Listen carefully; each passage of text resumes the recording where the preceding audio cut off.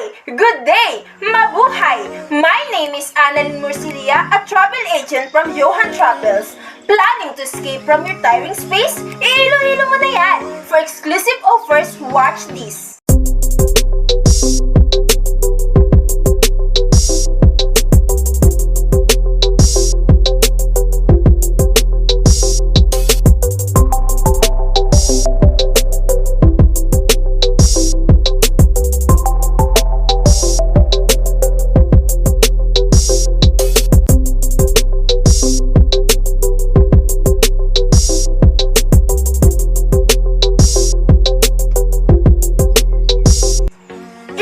As far as business, leisure, and culture are concerned.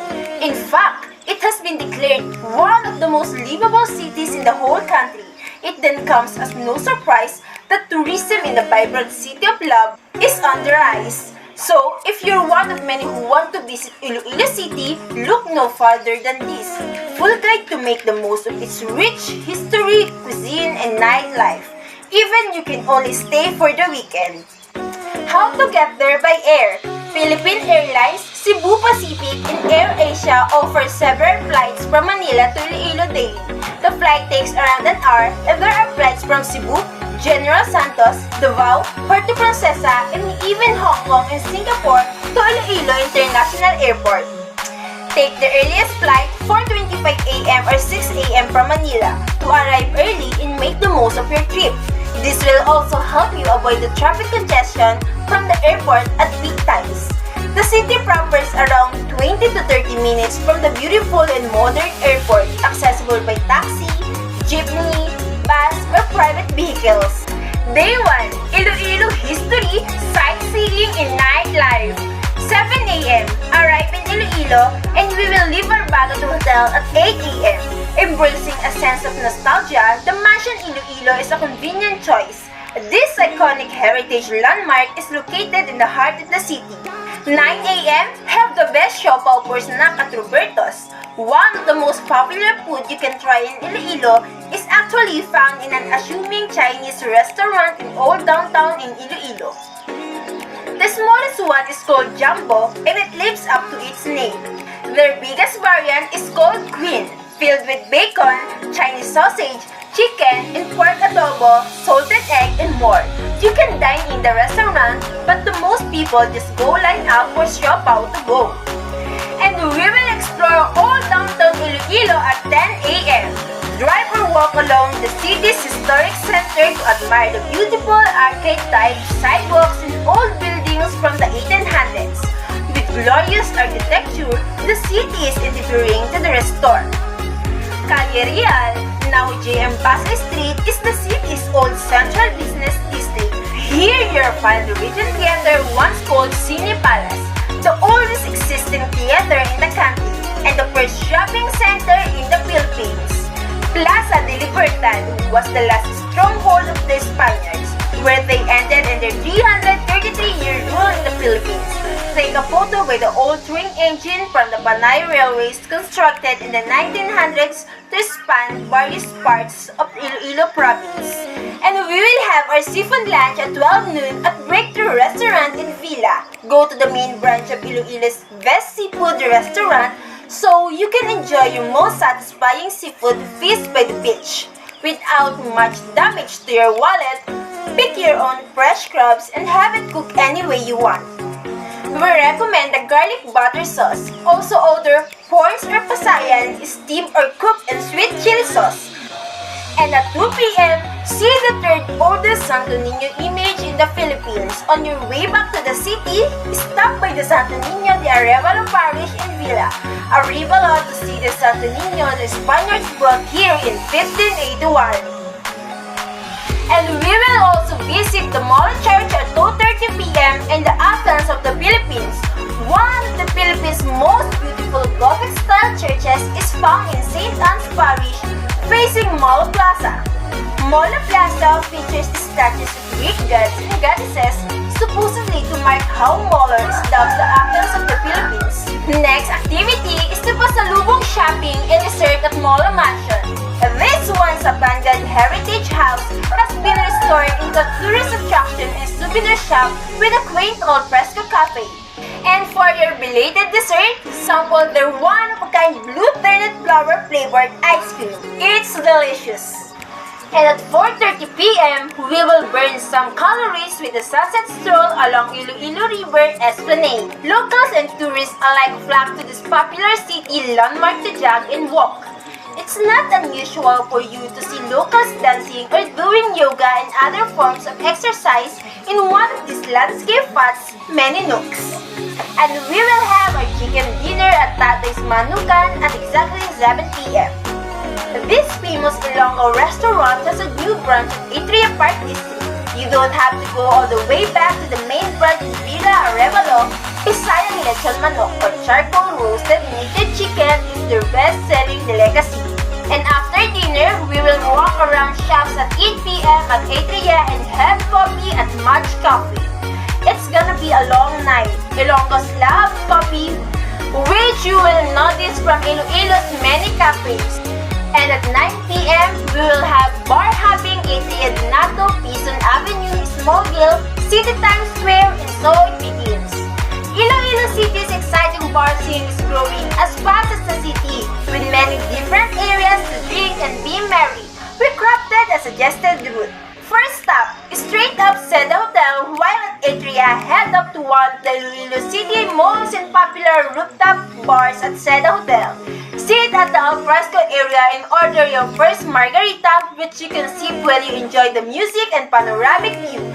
Free peanuts! So our second stop, the Donato Pison Avenue, within walking distance from Seda, you'll find rows of restaurants, bars, and cafes that face each other along Donato Pison Avenue, allowing you to hop from one to the another. And our third stop will be the Smallville, Iloilo City's original nightlife district is of course the agenda.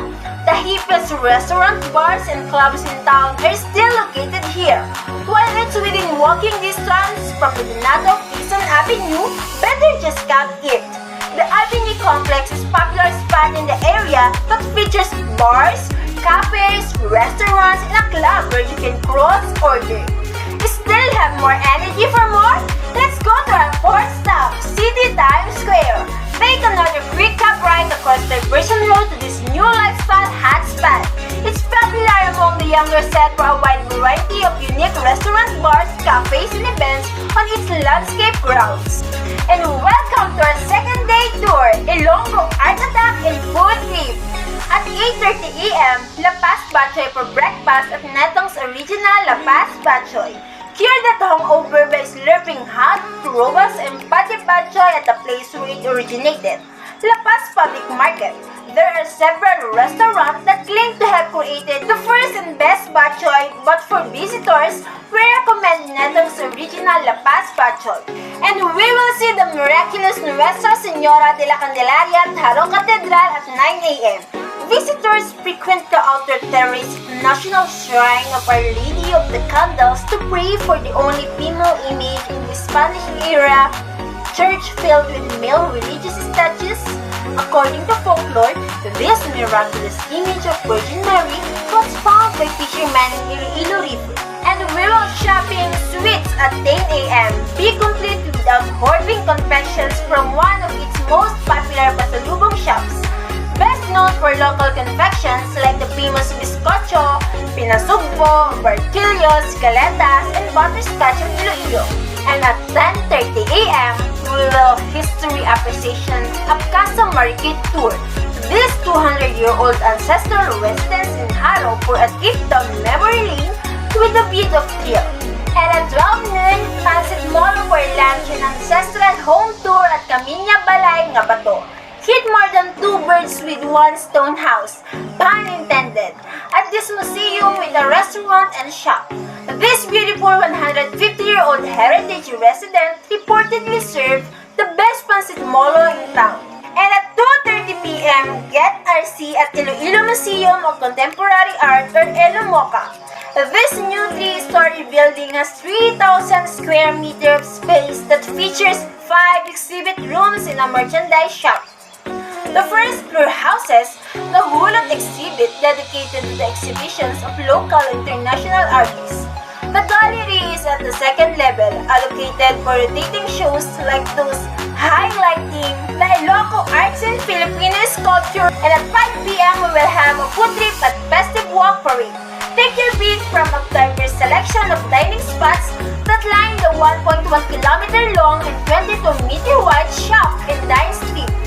Sample local and international cuisine from different food trucks at the weekend night market while enjoying live entertainment in a festive street fair setting beside Ilomoca. And we will give you two options. Option A, end Iloilo trip here and flying back tonight. While the option B, continue flying back the next morning. And if you are decide to fly back in the next morning, we will have a tour at 8 p.m. We will experience the Iloilo Central Bar or Iloilo Food Tour at the city's newest food park located right outside Iloilo Business Park. Upcycled container vans were turned into 2 levels of resto bar stalls where locals and tourists can unwind, drink, dine on sandwiches, nachos, burgers, and rice meals on the cheap. Take note of the options we offered for the last hurrah of your weekend Iloilo City visit. To fully maximize your trip, take the latest flight out of 8 p.m. to 9:50 p.m. for Manila-bound flights. Or take an early morning flight the next day. 6:15 a.m. is the first flight to Manila. At least 30 to 45 minutes for travel time before you schedule to check in your flight. Don't forget to ask the airport crew at the check-in counter if you need to pay the 200 pesos terminal fee. So most of the time, it's included in your airfare. So what are you waiting for? Let's go! And thank you for your time. Again, my name is Annalyn from Johan Travels, leaving you a call from Katie Termes. We think photos are turn ticket to moment otherwise gone.